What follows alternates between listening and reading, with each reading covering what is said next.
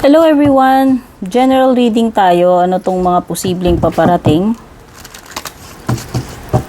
Pwedeng mag-resonate, pwedeng hindi. General reading lamang. Itignan lang naman natin yung mga posibilidad, yung mga possibility. Yan, yung mga pwedeng mangyari. Walang guarantee or assurance ng mga card readings natin. Isa isip nyo yan. Gawin nyo lang gabay. Pero huwag kayong mag-rely dito.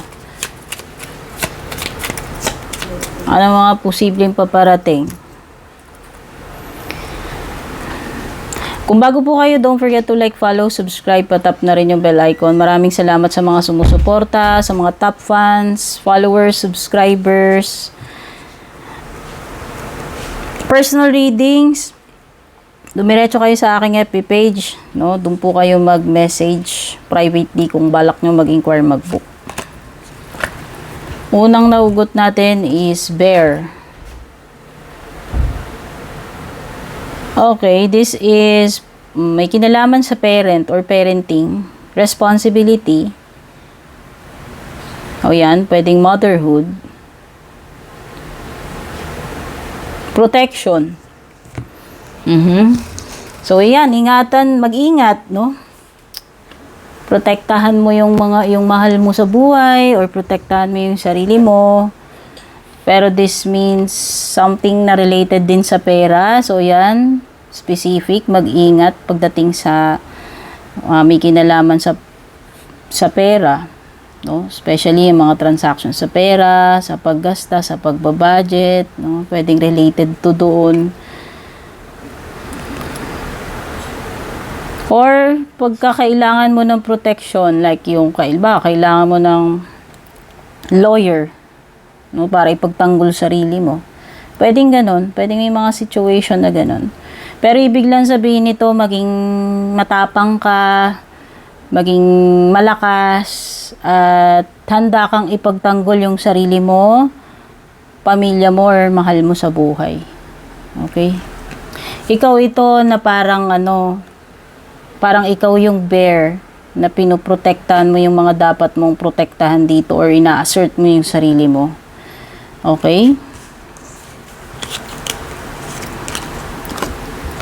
Wow, bouquet! So, this is a card of pleasantness, gift, happiness. Mukhang meron kang matcha-charm na person. Yan, baka merong magkagusto sa'yo. May humanga sa'yo, matuwa sa'yo, pwede kang makatanggap ng something special, pwedeng bouquet, literal na bouquet of flowers, pwedeng iba, meron kayong regalo na matatanggap. Or kung hindi man yan material, this means you will receive a blessing like happiness, pleasantness. O, ibig sabihin maganda yung natatanggap mo. Halimbawa, nakaka-receive ka ng kindness from someone. Flattery, ayan, no? Meron talagang, pwedeng may tagahanga, pupurihin ka, ikaw naman kikiligin ka, mga ganyan-ganyan.